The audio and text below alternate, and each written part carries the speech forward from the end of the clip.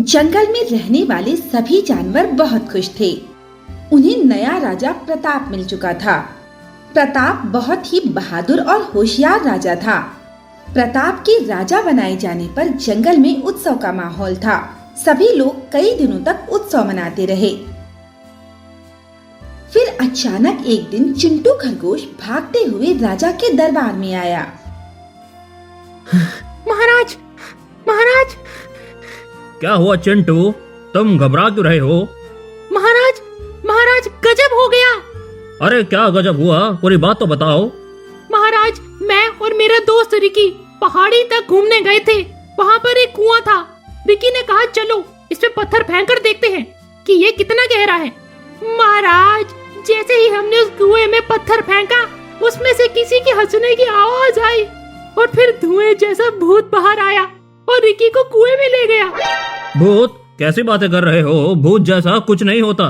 महाराज, मैं सच कह रहा हूँ। अगर मैं झूठ कहता तो रिकी मेरे साथ होता। उसे सच में वो कुएं का भूत ले गया। हम तुम्हारी बातों पर ऐसे ही विश्वास नहीं कर सकते।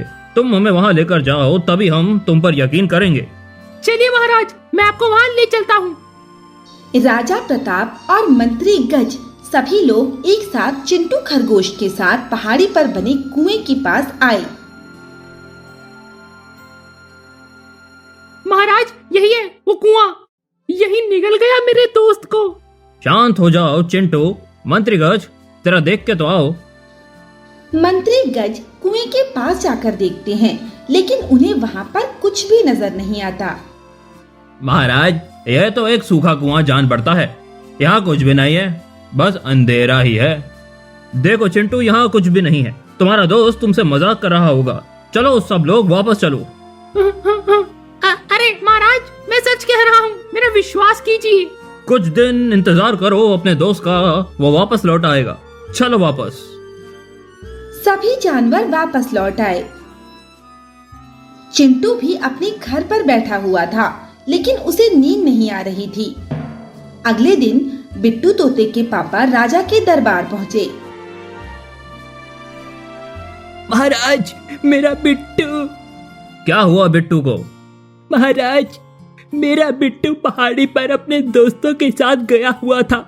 उसके दोस्तों ने बताया कि उसने कुएं में झांका और गायब हो गया। तुम भी चिंटू जैसी बातें कर रहे हो। वो वहीं कहीं आसपास उड़ रहा होगा। वैसे भी काफी शैतान है वो। आ जाएगा, आप घर जाइए। अगर वो नहीं आया तो मैं क्या करूंगा? तुम चिंता मत करो, अपने घर जाओ। हम बाज बहादुर को उसे ढूंढने भेजते हैं। ठीक है महाराज। प्रताप बाज बहादुर को उस कुएं के पास भेजता है और उसके लौटने का इंतजार करने लगता है। सुबह से रात हो जाती है, लेकिन बाज बहादुर नहीं लौटता। महाराज, अभी तक बाज बहादुर नहीं लौटा है। कहीं उसे भी तो कुछ।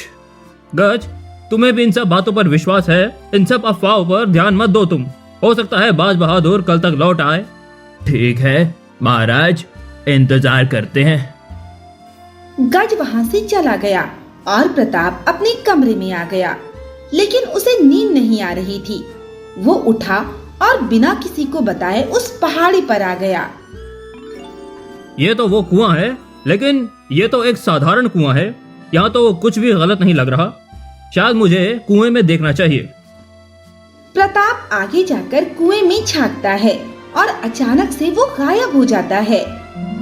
सुबह सुबह पूरे जंगल में महाराज के गायब होने की बात आग की तरह फैल जाती है। साथ ही में जंगल के कई जानवर गायब हो चुके थे। ये सब क्या हो रहा है? पहले मेरा दोस्त, फिर बिट्टू, अब महाराज, और इन सभी का कोई न कोई रिश्तेदार गायब हुआ है। आखिर ये लोग गए कहाँ? देखिए, आप सभी घबराइए मत। हम गायब हुए लोगों को ढूंढ लेंगे। मुझे यकीन है मेरा दोस्त उस कुएं में ही गया है।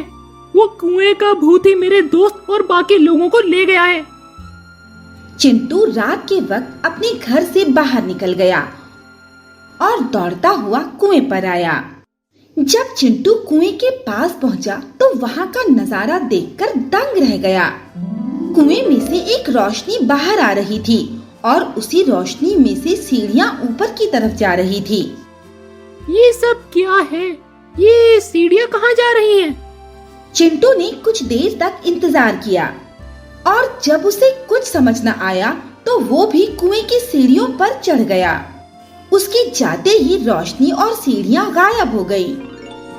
अब वो एक दूसरी दुनिया में पहुंच चुका था। उस दुनिया में सभी तरफ सुंदर सुंदर फूल खिले हुए थे और पेड़ों पर सोने के फल चमक रहे थे। वाह, कितनी सुंदर दुनिया है। यहाँ तो सब जादू ही लग रहा है। लेकिन इस दुनिया में रहता कौन है? अब चिंटू वहाँ से आगे बढ़ता है और चलते चलते वो एक बड़े से महल के सामने पहुँच जाता है। उस महल के बाहर दो बड़े बड़े राक्षस पहरा दे रहे थे। ये किसका महल है? और इतने बड़े बड़े राक्षस? कहीं ये राक्षसों की दुनिया तो नहीं? अगर ऐसा है तो मेरा दोस्त का क्या हुआ होगा? मुझे उसका पता लगाना होगा।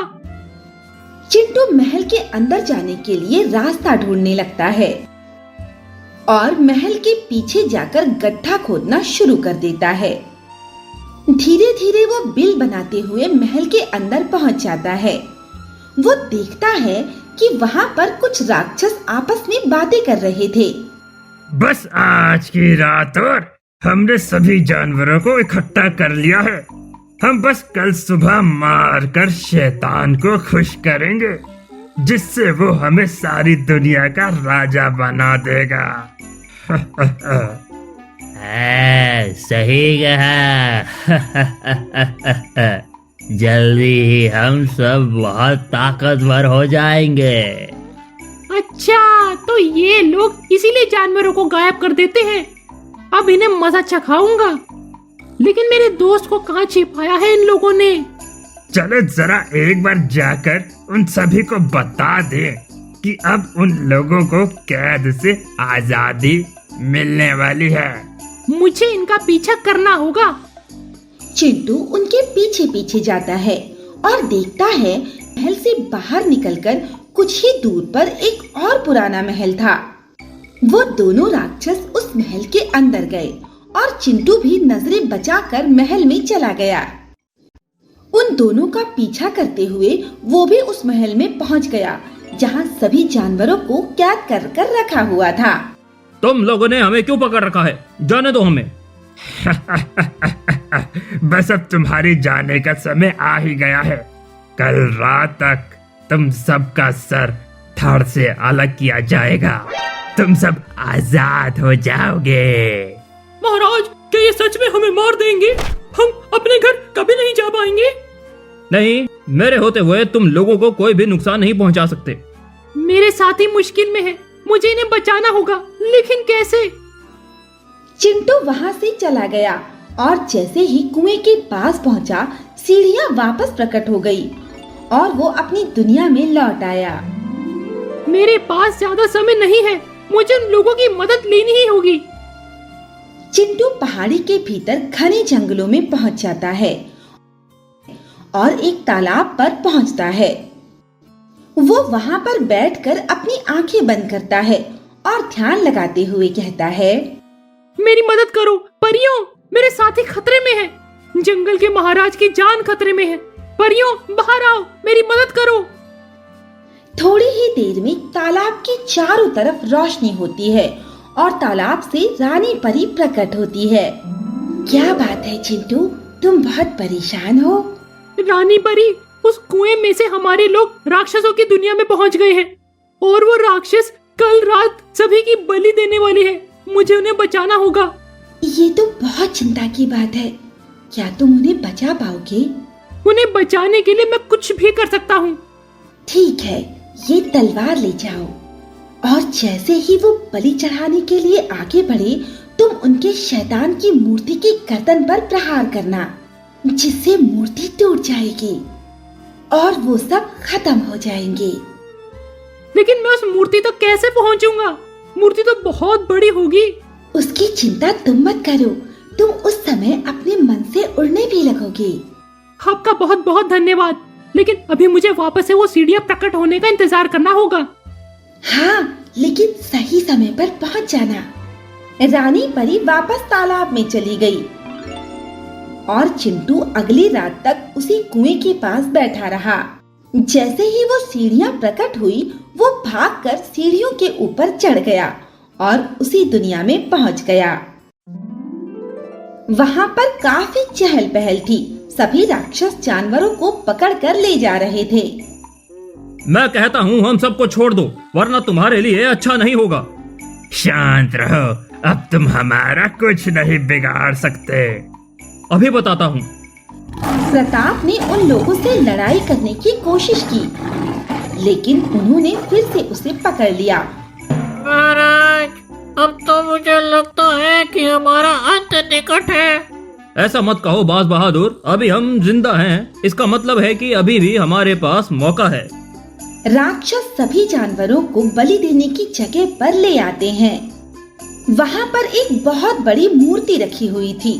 सभी जानवरों को बांधकर राक्षस उनकी बलि देने के लिए आगे आए और तभी चिंटू ने हवा में उड़कर उस मूर्ति का सर काट दिया।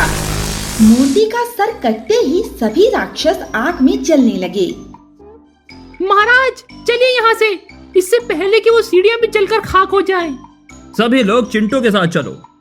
सभी जानवर चिंटू के साथ कुएं की सीढ़ियों पर आ जाते हैं और फिर वहाँ से सुरक्षित बाहर निकल आते हैं। उनके बाहर आते ही कुआं गायब हो जाता है। चिंटू, तुमने सही कहा था, मुझे तुम्हारी बात सुननी चाहिए थी। अगर तुम सही वक्त पर नहीं आते तो ना जाने हमारा क्या होता। महाराज, रानी परी की मदद के बिना मैं भी आपको नहीं बचा सकता था। जिसने भी जिसकी मदद की हो, हम सब बच गए और एक कुआं भी यहाँ से गायब हो गया। सही कहा, हम सब वापस अपने घर चले। सभी जानवर वापस अपने अपने घर लौट गए और चिंटू भी अपने दोस्त से बातें करता हुआ घर जा रहा था। मुझे तो लगा अब मुझे कोई नहीं बचाएगा। मेरे होते हुए तुम्हें डरने की जरूरत नहीं है। मैं तो तुम्हें कहीं से भी बचाकर ला सकता हूँ। इसीलिए तो मैं यहाँ वहाँ फंसता रहता हूँ। मुझे पता है कि तुम मुझे बचा लोगे। दोनों दोस्त हंसने लगे। अगर आपको ये कहानी पसंद आई है तो कृपया करके अपने चैनल याशवी जंगल टीवी को सब्सक्राइब करें, वीडियो को लाइक करें, कमेंट करें और वीडियो को शेयर करना ना भूलें। मिलते हैं अगले कहानी में नए और मज़ेदार वीडियो के साथ।